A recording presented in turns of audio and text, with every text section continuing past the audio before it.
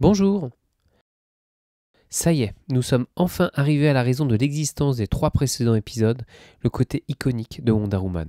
Car oui, les gens peuvent la détester, l'adorer, voire l'ignorer, et pourtant, si on veut toucher les gens en parlant d'une femme forte, alors on utilise le personnage de Wonder Woman. Ici, nous parlons bien sûr d'icône culturelle, définie par Denis Meyer, c'est-à-dire pour le cas présent, une personne qui représente une idée pour un large groupe culturel. Vous êtes prêts? C'est parti!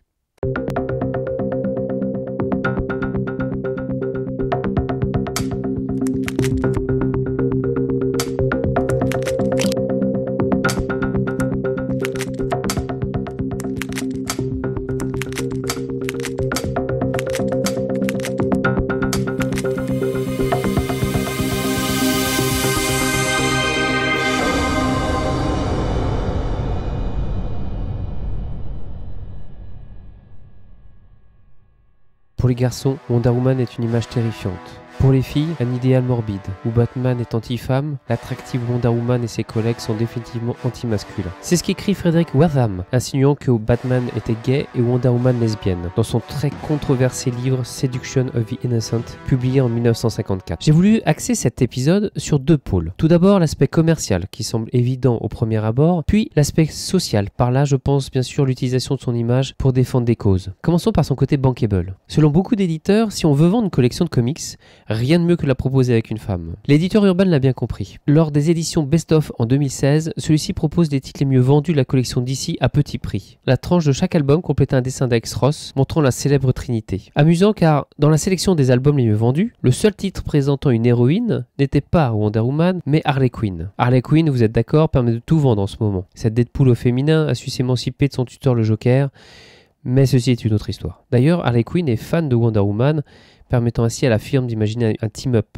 avec elle. Avant la sortie du film de Wonder Woman, le styliste Jean-Paul Gaultier, créateur des parfums mâles et intenses, décide de relooker ces 2 produits en version Superman et Wonder Woman. Il l'avait l'année précédente fait de même avec Popeye et Betty Boop.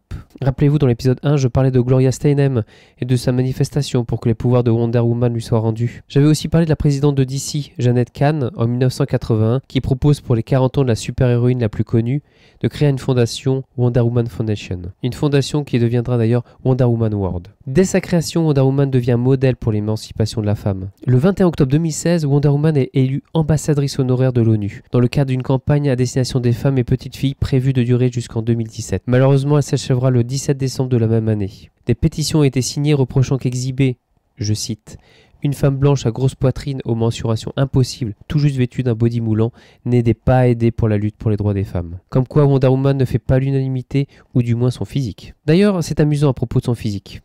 Parce que lors de sa création en décembre 1941, Wonder Woman était beaucoup moins sexualisée que les super-héroïnes contemporaines de son époque. Marston ne voulait pas en faire un fantasme pour hommes, et encore moins une source de culpabilité pour les femmes. Les choses ont bien changé durant les années 90, avec des gens comme Greg Rucka et plus précisément Mike Deodato Jr. Son pantier-tolé devient short, puis un slip, et finalement même dans certaines cases devient alors un string avec certains dessinateurs. Oui, les scénaristes peuvent demander aux dessinateurs de se calmer sur le physique d'un personnage. C'est arrivé récemment lorsque Grant Morrison a reproché au dessinateur Frank Shaw le fait que Wonder Woman apparaissait un peu trop souvent en position et en tenue suggestive sur les couvertures. L'image de Wonder Woman a toujours véhiculé un côté bénéfique. Il suffit d'écouter certaines cosplayeuses participant à des galas de charité pour être convaincu. D'ailleurs, 2 cosplayeuses en particulier ont su utiliser son image pour des causes de charité. Paula Peril est une série d'aventures mettant en vedette la susnommée jouée par Valérie Pérez. Valérie Pérez pose en Wonder Woman et vend les clichés de ses shootings. Elle visite aussi les enfants malades avec son costume. La liste est longue entre les hôpitaux, les galas de charité. En réalité, elle accepte de participer à tous les événements à travers le monde. On peut dater ses apparitions en Wonder Woman depuis 2006. Kid Queen est aussi créatrice de ses propres costumes. Elle endosse souvent celui de Wonder Woman depuis qu'elle s'est lancée dans le monde de cosplay en 2009. Elle participe à la web-série Sweeters of the Galaxy et lors d'une interview explique que Wonder Woman est toujours la bienvenue pour participer à n'importe quel événement. Elle a un costume reconnaissable entre tous et tout le monde l'aime. Kid Queen a aussi participé à de nombreux galas de charité et d'événements pour des enfants malades. Paula Peril et Kid Queen rappellent aussi la fonction première du titre de Wonder Woman, celle d'ambassadrice de la paix. Wonder Woman a toujours été une icône féministe. Même si dans les comics on diminuait sa force, les lectrices, elles, la gardaient comme un modèle. Son image est aussi utilisée pour décomplexer les femmes, comme sur la couverture du livre, les Wonder Woman portent aussi des culottes gainées. Mais aussi pour le côté fort, comment devenir une Wonder Girl. La communauté lesbienne, gay, bisexuelle et transsexuelle LGBT donc, aurait repris le personnage comme icône depuis la diffusion de la série, d'après le magazine RTL. Ce qui n'est pas étonnant quand on connaît le combat de l'actrice principale, Linda Carter, lors des manifestations. Récemment, il a été rendu public via la série Rebirth le fait que Diana soit bisexuelle, devenant ainsi la première super-héroïne bisexuelle. Dans un article de Vanity Fair de février 2015 sur Wonder Woman, il est écrit « Si Superman est un pur produit de la science-fiction et Batman un avatar des romans noirs, Wonder Woman est une fille du mouvement féministe. Elle est le chaînon manquant entre les suffragettes des années 1890 et ce qui reste de la cause un bon siècle plus tard. Wonder Woman peine à trouver sa place au cinéma uniquement parce que la lutte pour les droits des femmes a mal tourné. Malgré que certaines personnes pensent que Wonder Woman n'est pas une icône de la pop culture, mais juste un fantasme masculin, elle restera encore pour longtemps la première super-héroïne luttant pour le droit des femmes. Wonder Woman est un personnage complexe, qui méritait bien de lui rendre hommage avec 4 épisodes de Nutshell. J'espère que ces épisodes vous ont plu. A bientôt pour un prochain Nutshell qui traitera sur l'histoire des animaux au cinéma. Tout un programme.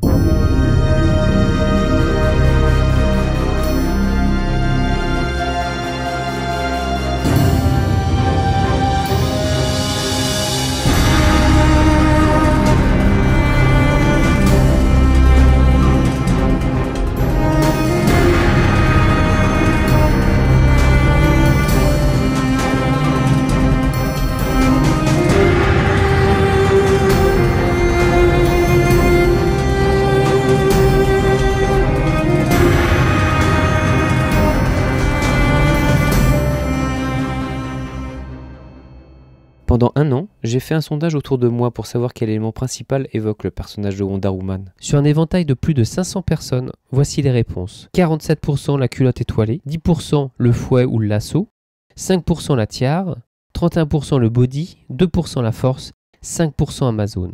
Et vous maintenant, si je vous dis Wonder Woman, vous pensez à quoi ?